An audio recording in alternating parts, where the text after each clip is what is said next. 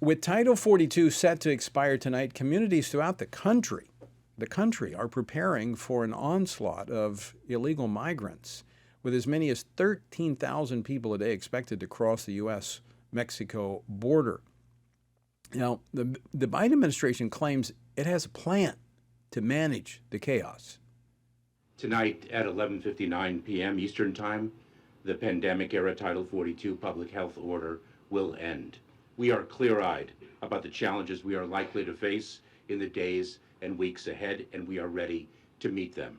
You know, that was Biden's Secretary of Homeland Security, Alejandro Mayorkas. I hear what they say, but I don't see it.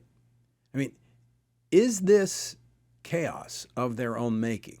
And are they really ready to face it? Joining me now from the southern border near El Paso is Chad Wolf. He is the former acting secretary for the Department of Homeland Security and now chairman for the Center of Homeland Security and Immigration at America First Policy Institute. Chad, welcome back to Washington Watch. Good to see you.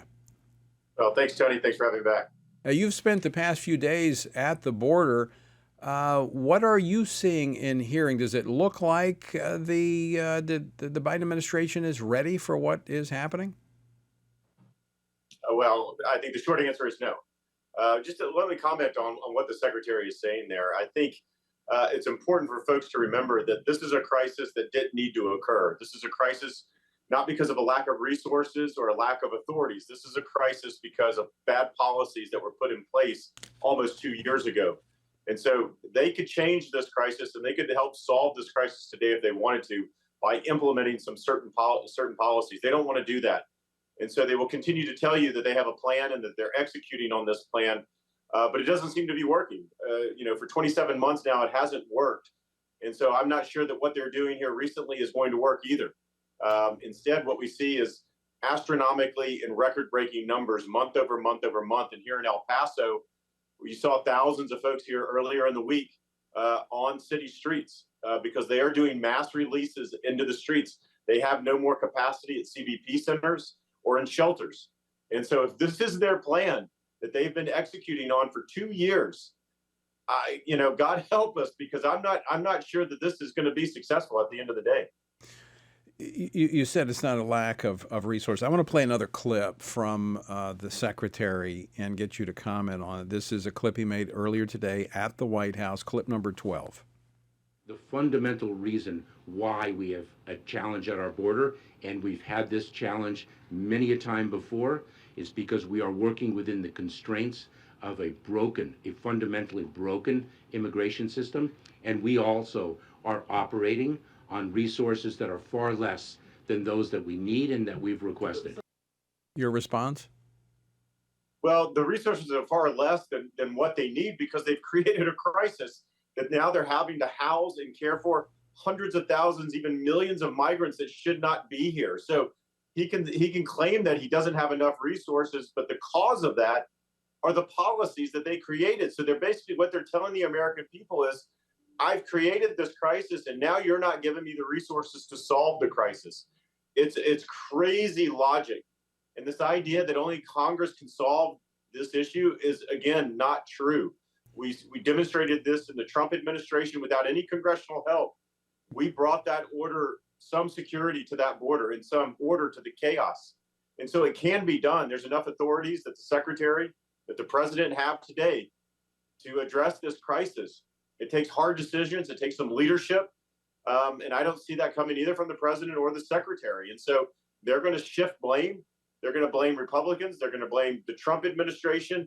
They're going to blame seasonality trends. They're going to blame, countries to the south of them. They're going to blame everyone but themselves. And it's been like this, unfortunately, for 2 years. And I don't see it changing. I want to ask you about that, Chad, because I was at the border right before 2020, right? I think it was in the early spring of 2020. And this was after the policy of remain in Mexico had been put in place. Now, I had been there twice. I'd been there prior to that, and it was pretty chaotic at the border. A lot of people coming across, but it was almost like a ghost town when I went there when the remain in Mexico policy had been put in place. The Biden administration changed a lot of the policies that had been put in place by the Trump administration that were working. Well, 100%. Not only they were working. Look, during the 4 years of the Trump administration, I'm not going to say that we got it right every day, but over the course of about 2.5 years, 3 years, we figured out what worked. And it's this combination of not only deterring illegal behavior and holding people accountable, but it's also making sure that we get those individuals who need protections under our asylum laws, the protections that they need quickly while rooting out that fraud. It's what Remain in Mexico was all about. It's what our asylum cooperative agreements were all about. It's what our asylum transit ban rulemaking was about.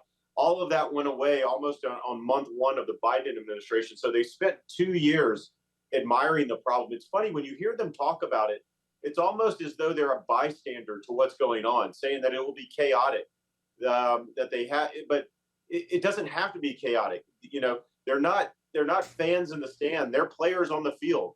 They get to control some of this. The cartels don't get to control this entire crisis. And so, you know, that's the frustrating part. There are ways to solve this crisis and bring it to a conclusion. Instead, I think this administration simply wants to continue to manage it and not solve it. All right, Chad, I want to go a little bit beyond the border because, you know, some people say, oh, okay, so the border's a problem. It's chaotic. This is a political issue. We hear this, you know, back and forth between the two parties. But you were Secretary of the Department of Homeland Security. So your responsibility was not just the border. That was just one little piece of your responsibility as Secretary of Homeland Security. But I want you to speak to why, you know, someone, you know, that's in Tennessee, the middle of the country, not a border state, how this has become a problem for every American in every American city.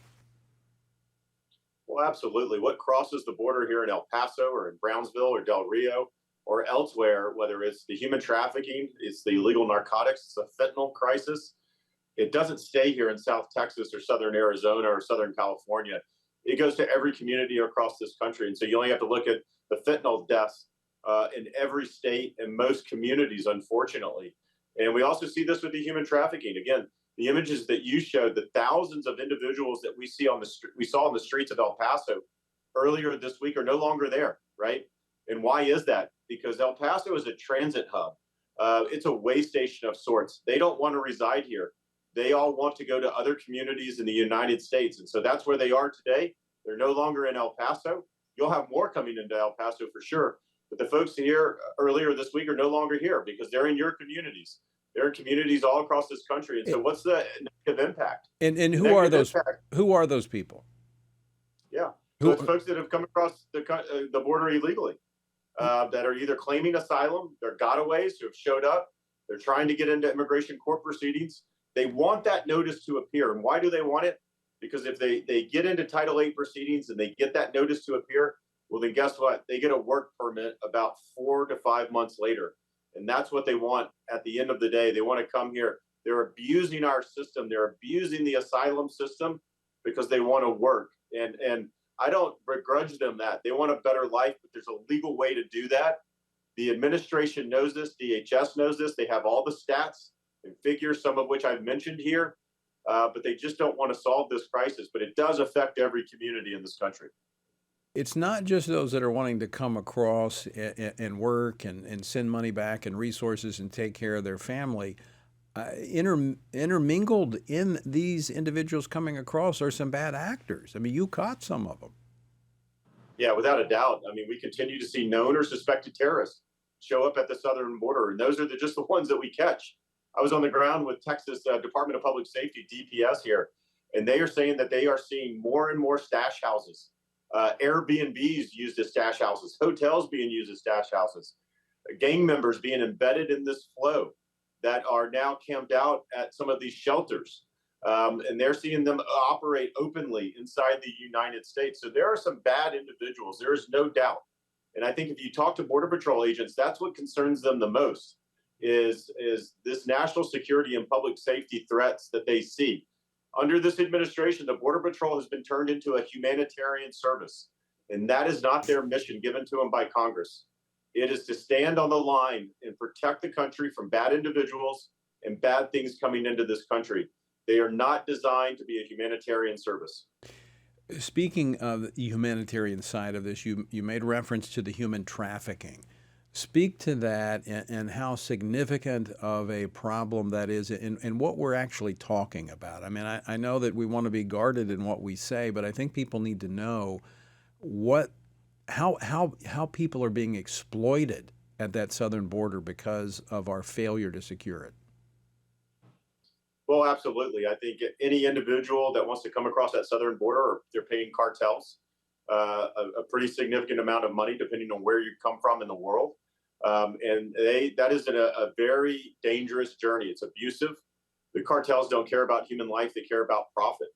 And so they could be trafficking you from Central America, and they get you all the way to northern Mexico. And guess what? They have you in a stash house in northern Mexico, and then they say that's going to be another $20,000 to cross the border. And at that point, you've come so far. If you're one of these migrants, you then say, okay, well, what do I have to do? I don't have that money, of course. And so then you get into the United States, and then you have to work off your debt to these cartel members. So the type of damage, the inhumane nature of what the Biden administration has put these individuals through over the last several years is unspeakable. And so it's why we see more deaths in the desert and along that river than we have ever seen before.